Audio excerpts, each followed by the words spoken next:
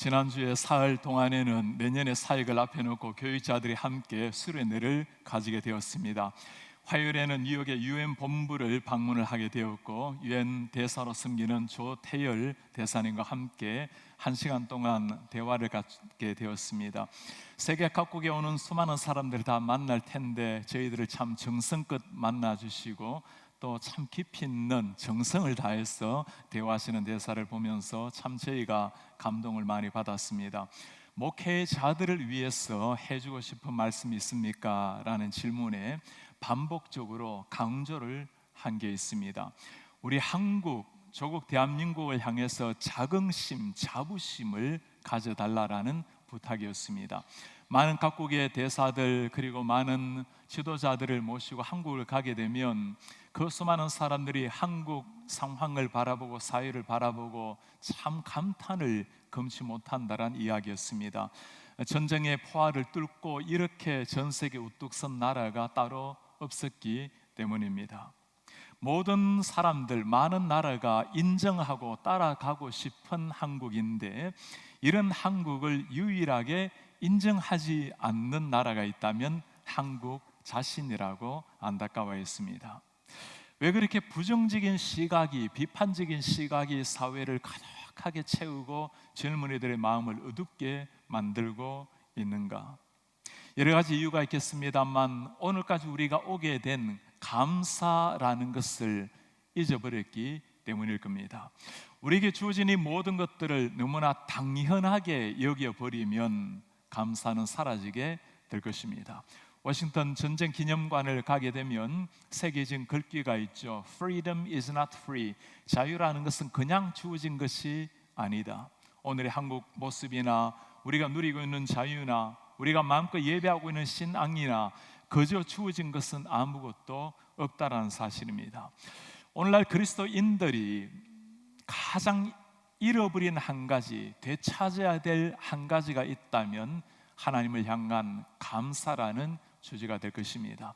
그리스도인 치고 감사가 없는 사람이 어디에 있겠습니까? 그러나 정말 감사라는 것, 하나님께서 나를 위해서 해놓으신 그 구원의 역사, 그 감사가 내 삶의 가치관을 바꾸고 내 삶을 변화시켜야 진짜 우리는 감사의 삶이라고 말하게 될 것입니다. 오늘 추수감사절입니다. 1년 동안 우리가 주님 앞에 감사하지만 특별히 이 한 주 동안에 집중적으로 우리가 주님의 은혜를 기억하며 감사하게 될 것입니다. 하나님이 행하신 그 모든 일 가운데 가장 위대한 감사가 있다면 하나님의 구원 이후에 우리를 인도하신 신실하신 인도하심이라고 말할 것입니다. 제가 말씀을 준비하면서 하나님의 구원과 인도하심을 준비하려고 하니까 제게도 그런 생각이 잠시 찾아와요. 너무나 평범한 이 주제가 아닌가. 제가 그 생각을 잠시라도 했던 것이 얼마나 부끄러웠는지 모릅니다. 구원보다 그 위대한 이야기가 뒤에 있고 구원받은 이후에도 여전히 하나님 우리를 인도하시고 계신다라는 그 사실보다 더 감동적인 이야기가 어디에 있겠습니까? 오늘 시편의 기자는 너무나 평범하게 보여버린 하나님의 구원 그리고 그 인도하심에 대해서 소리 높여서 찬송을 하고 있습니다. 먼저 하나님의 구원하심에 감사하라.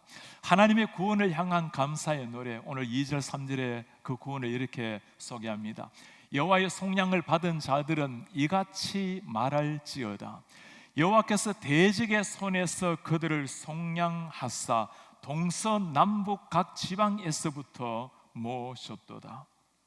여호와의 속량을 받은 사람들, 속량이라는 것은 값을 치르고 사온다라는 말입니다. 이스라엘 백성들 430년 동안 애굽에서 종살이 했던 사람들입니다. 내일도 없고 미래도 없고 가족 자체가 형성이 불가능했던 그 암울했던 노예 생활, 그 어둠을 뚫고 하나님께서 그들을 속량을 하셨습니다. 그냥 이루어진 일이 아니죠. 하나님께서 행하신 위대한 일이 무엇입니까? 애굽의 하늘을 핏빛으로 물들이고 나일강을 핏빛으로 물들이고 애굽의 모든 장자들을 다 죽이시고 애굽의 왕자 바로의 아들까지도 죽이시면서 하나님께서 이스라엘 백성들을 구원해 주셨습니다. 이스라엘 백성들이라고 바로 왕의 아들이요 애굽의 아들들도 다 하나님이 만드신 창조물입니다. 그러나 하나님의 백성을 구원하시기 위해서 하나님께서는 놀랍고 기이한 일을 행해 주신 겁니다. 이렇게 구원해낸 영혼들이 이스라엘 백성들이었습니다. 오늘날 우리 마찬가지입니다. 하나님께서 이 시대 우리를 구원하시기 위해서 하신 일이 무엇입니까? 그 옛날은 바로의 아들을 죽이신 하나님이시지만 우리를 구원하시기 위해서는 하나밖에 없는 당신의 아들 예수 그리스도를 죽이시면서까지 희생하시면서 구원해 내신 사람들이 여러분들과 저 한 사람 한 사람입니다.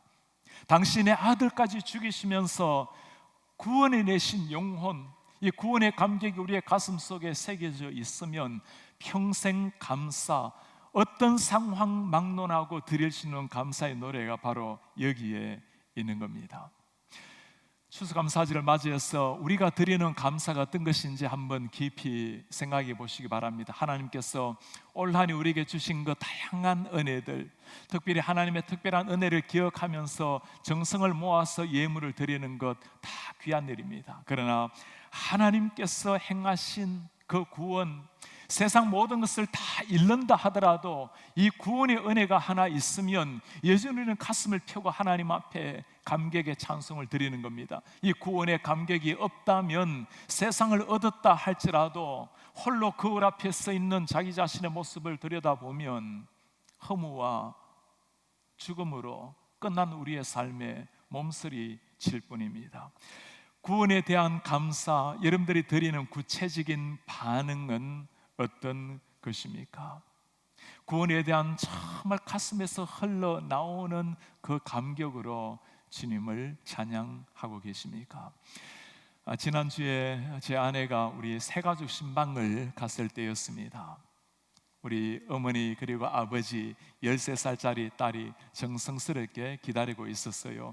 아내가 하나님의 말씀 출애굽기 19장 말씀으로 말씀을 나누었습니다. 내가 애굽 사람에게 어떻게 행하였음과 내가 어떻게 독수리 날개로 너희를 업어 내게로 인도하였음을 너희가 보았느니라. 애굽에 어떻게 행하셨는지, 여러분 어떻게 행하셨죠? 그렇게 말씀을 나누었어요. 하나님이 이스라엘 백성들을 구원하시기 위해서는 애굽의 장자들, 바로의 장자를 죽이셨지만 우리를 구원하시기 위해서는 당신의 아들을 죽이셨단다. 이 말에 그 13살짜리 아이 세미가 눈물을 펑펑 쏟았어요. 엄마, 아빠, 딸 그리고 함께 동참했던 우리 권사님들 모두가 눈물 바다가 된 일이 있었습니다. 하나님의 구원의 은총에 감격해하면서 우리 성도님들 한번 물어보세요. 여러분들이 그 구원의 감격에 감격해하면서 마지막으로 눈물 터뜨려 본 적이 언제입니까? 지난 금요일날 중앙일보를 보면서 참 가슴에 얼마나 감격적이고 고마운 일이 떠오르게 되었습니다. 피터스 목사라는 분의 이야기입니다. 여러분들은 아마 피터스 목사라는 이름을 처음 들어보는 분들이 많을 겁니다. 우리 한국교회 역사에 구약 성경을 번역하신 분이 피터스 목사입니다. 이분이 본래 프룬킨이라는 이름의 유대인이었습니다. 그가 하나님의 은혜로 말씀을 듣고 변화를 받았어요. 설교했던 목사님의 이름이 피터즈라는 목사입니다. 자신의 이름도 피터즈로 바꾼 거예요. 한국 땅에 들어와서 1895년도에 아무것도 없는 그 땅에 들어와서 46년 동안 선교하고 1941년도에 한국을 떠난 분입니다. 한국에 있는 날 동안에 첫 부인은 얼마 되지 않아서 죽고 한국 양화진에 그 묘지가 있습니다. 두 번 재혼했던 아내도 여전히 그 한국 땅에서 죽고 한국 땅에 묻어야만 했습니다. 46년을 보내고 그리고 미국 땅으로 돌아왔습니다. 문제는 그 다음이에요. 이분의 흔적을 아는 사람도 드물고 그의 삶이 어떻게 끝났는지 기억하는 사람도 없었습니다. 오늘날 3만 명 가까운 선교사를 보내는 축복받은 한국이 되었지만 정말 우리가 고마워해야 될 선교사님의 흔적을 모르고 지내왔던 그 긴 세월, 박준서라는 한 교수님이 이분의 흔적을 찾기 시작했습니다. LA 근교에 그분의 묘지가 있다는 것을 알고 찾아갔어요. 보이지도 않은 묘지였습니다. 덤불이 우거져 있고 누구도 돌보주지 않았던 버려진 묘지. 그 모습을 보면서 마지막에 인터뷰를 이렇게 했어요. 받은 바 은혜를 잊지 않고 감사하는 것이 아름다운 삶입니다. 한국에는 피터스 목사님을 한국에 보내신 하나님께 감사하고 그분의 이룬 공적을 잊지 말면 좋겠습니다. 우리를 위해서 그 모든 젊음 전생을 한국 땅에 보내면서 하나님의 말씀을 전했고 하나님의 말씀을 우리말로 읽을 수 있도록 자신의 삶을 들여서 번역해 준 귀한 선교사님, 우리가 간직해야 될 정말 소중한 많은 이름들, 그 가운데 호흡 있는 마지막 순간까지 우리가 기억해야 될 사건이 있다면 우리 창조주 하나님이 무슨 일을 하시는지입니다. 당신의 아들을 이 땅에 보내셨고 그분이 나를 위해서 십자가의 피를 흘리셨고 그리고 부활하셔서 영원한 생명의 소망이 되신 주님, 잊지 말아야 될, 가슴에 평생 간직해야 될 감사한 제목입니다.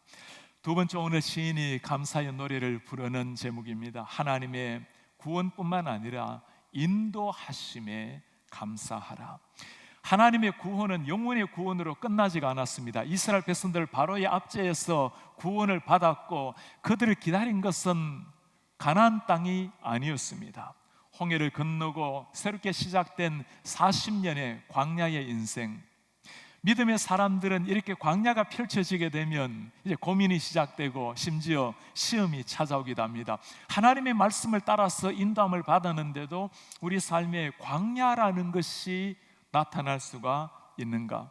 이스라엘 백성들을 가로막았던 광야가 어떤 것입니까? 오늘 4, 5절에 이렇게 설명을 해놓았습니다. 그들이 광야 사막 길에서 방황하며 거주할 성읍을 찾지 못하고 줄이고 목이 말라 그들의 영혼이 그들 안에서 피곤하였도다. 광야 사막길에서 방황하고 목이 마르고 영혼이 피곤했던 사람들, 우리의 질문이 이런 겁니다. 왜 하나님께서 그들을 바로 가나안 땅으로 인도하지 아니하시고 이렇게 고통스러운 광야길 40년을 걷게 하셨단 말인가? 문제는 이스라엘 백성들이었습니다. 하나님의 그 놀라운 구원의 은혜, 그 속량해 주신 하늘을 가르고 이 땅에 오셔서 역사를 이루신 하나님, 시 멀지 않아서 그들은 잊어버렸습니다. 홍해를 가르신 하나님을 눈으로 보고 홍해를 건넜지만 거센 파도가 다시금 잠잠해졌을 때 그들은 이전으로 돌아가 버렸습니다. 하나님의 구원은 잊었지만 그들이 애굽 땅에 노예살이 했던 것들을 생생히 기억하면서 그들이 불렀던 노래를 기억합니까? 우리가 그날이 좋았는데, 애굽 땅에서 바로의 종이 되었을 때가 좋았었는데, 파를 먹고 마늘을 먹고 부추를 먹었던 그때가 좋았을 때인데, 하나님의 그 엄청난 구원의 역사를 다 잊어버리고 먹고 마시는 문제 때문에 이전을 사모했던 사람들, 광야 40년의 삶은 그냥 주어진 삶이 아니었어요. 그렇게 고생 역경이 다가왔을 때는 이유가 있는 거죠. 하나님께서 이렇게 설명해 놓았습니다. 내 하나님 여호와께서 이 40년 동안에 너에게 광야길을 걷게 하신 것을 기억하라. 하나님이 걷게 하셨다는 말씀이에요. 이는 너를 낮추시며 너를 시험하사, 뭘 시험합니까? 너의 마음이 어떠한지, 명령을 지키는지 지키지 않는지 알려 하심이라. 하나님의 백성들이 하나님의 말씀에 순종을 정말 하는지, 내가 주인이 아니라 나를 낮추고 하나님을 주인으로 모시는 삶을 살아가고 있는지, 그거 보기 위해서, 훈련하기 위해서 광야가 필요하다고 말씀을 합니다. 그들을 기다리고 있었던 가나안 땅은 누구나가 들어갈 수 있는 길이 아니었습니다. 하나님의 백성이 하나님의 말씀 따라 살아가야 될 하나님의 백성들이 들어가야 될 가나안 땅이었습니다. 그 광야 40년, 아무것도 없었던 그 40년에 일어난 일을 여러분 기억합니까? 불순종을 해서 죄로 말미암아 죽은 사람은 있지만 누구 한 사람도 줄이거나 목이 말라서 죽은 사람은 없었어요. 거기가 광야였습니다. 그러나 그 긴 세월 하나님의 말씀에 불순종하며 살아갔던 사람들 1, 20년이 아니라 40년을 살았고 40년은 하나님은 그들을 인내하셨습니다. 이 사실을 알아야 광야를 걸어도 감사가 있게 되는 겁니다. 사람들은 광야를 걷게 되면 바로 불행으로 연결을 시켜버립니다. 광야는 불행이 아니고 불편할 뿐이에요. 하나님께서 이 불편한 광야를 통해서 하시는 일이 있다는 걸 아는 사람은 그 불평 역경 속에서도 하나님의 뜻을 추구하게 되는 겁니다. 전적으로 하나님 앞에 의존하는 것을 배우고 하늘이 열려야만 먹을 수 있는 광야였기에 전적 감사를 배우는 훈련장, 귀로 들었던 하나님을 눈으로 손으로 체험하게 만든 현장이 광야였습니다. 오늘도 마찬가지죠. 이 광야라는 것 이스라엘 백성들뿐만 아니라 오늘날 우리 삶에도 누구에게나 다 광야의 삶은 펼쳐지기 마련입니다. 홍해를 건너서 바로 가나안 땅으로 데려가지 않는 이유가 무엇입니까? 우리가 준비되기 위해서인 겁니다. 멀리 보이는 조상의 하나님이 아니라 지금 나에게 다가오시는 그 살아계신 하나님을 만나고 그 하나님 앞에 경배자로 세우기 위해서 광야 땅의 훈련이 필요한 겁니다. 여러분, 광야를 지날 때마다 이 사실을 기억하시기 바랍니다. 하나님께서 하늘의 선물을 주실 때는 광야라는 고난이라는 포장지에 싸서 주신다라는 것을 기억하시기를 바랍니다. 내가 이 고난을 이기고 난 다음에는 정금같이 나오리라. 이 고백이 욥의 고백뿐만 아니라 모든 신자의 고백이 돼야 될 이유가 여기에 있는 겁니다. 광야라는 말은 우리 이민세대, 특별히 1세대에게는 참 삶으로 피부적으로 다가오는 단어입니다. 우리가 지난 40년 동안의 광야의 인생, 우리 이스라엘 백성들 뿐이겠습니까? 많은 우리 어르신 세대들이 광야 40년을 이민생활 가운데 보내었습니다. 모든 걸 희생하면서 걸어온 광야길, 목적이 무엇입니까?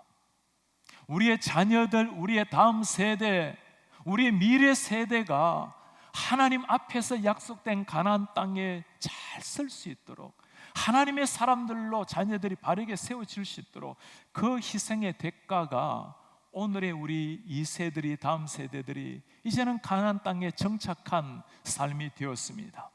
가나안에서는 광야와 다르게 하나님 앞에서 해야 될 사명자의 삶이 있는 땅입니다. 모든 것이 준비된 그 상황에 이제는 하나님의 사명을 향해서 뛰어가야 될 그 사명, 1세대들이 눈물과 땀으로 모든 역경을 겪으면서 광야를 이겨낸 이유가 바로 이 세대들, 다음 세대들을 하나님 앞에 세우기 위함이 아닙니까? 그러나 이스라엘 백성들 그 수많은 광야의 세월을 끝내고 가나안 땅에 들어갔을 때 그들은 얼마 가지 않았어 그 하나님을 자신들의 가슴 중심에서 밀어내기 시작합니다. 가나안 땅에 정착하고 먹고 마시는 문제 때문에 하나님을 버리고 우상을 섬기기 시작합니다. 오늘날 우리 자녀들에게 다가오는 위험, 유혹이 바로 이런 겁니다. 그렇게도 고생을 내서 자녀들을 광야 땅을 지나서 키워내었는데 오늘날 우리 자녀들의 문제가 무엇입니까? 지난 목회자 수련회를 하면서 우리가 교회 두 곳을 탐방을 하면서 함께 배울 기회가 있었습니다. 곧 한 곳이 초대 교회였습니다. 담임 목사 박형은 진만 목사님이 참 목회자들과 정성껏 맞이해 주시고 당신이 참 귀한 가슴에 새겨야 될 조언을 주셨어요. 박 목사님은 남미에서, 브라질에서, 또 아르헨티나에서, 그리고 뉴욕, LA 여러 곳에서 이민 생활을 했던 분입니다. 하나님의 은혜로 목사가 되어서 달라스, LA, 그리고 이제는 초대교회에서 담임 목사로 섬기고 있습니다. 그렇게 말씀을 해요. 우리 부모 세대가 우리에게 남겨준 소중한 유산이 있습니다. 어찌하든지 최선을 다해서 성공할 수 있도록, 땀을 흘리고 눈물을 흘리고 모든 고생을 겪어서 성공을 가르쳤고 열심을 가르쳤습니다. 그러나 너무나 아쉽게도 가르치지 않은 것이 성공한 이후에 왜 성공을 해야 되는지, 하나님의 영광을 위해서 어떻게 살아야 하는지를 우리 부모 세대들은 온전히 가르치지를 못했습니다. 여러분, 한번 자녀들 생각하면서 한번 물어보시기를 바랍니다. 우리의 자녀들이 우리가 땀 흘리고 모든 광야길을 거쳐서 성공을 이루었는데 그들이, 하나님이 정말 그들의 삶의 주인이 되어 있습니까? 세상의 성공은 잡았는데 영적인 생명을 자녀들이 정말 누리고 있습니까? 가나안 땅에 들어가는 자녀들을 향해서 우리가 가르쳐야 될 것이 무엇일까요? 자녀 세대들은 분명히 우리보다는 풍요롭게 먹을 것 걱정 없이 살아간 사람들입니다.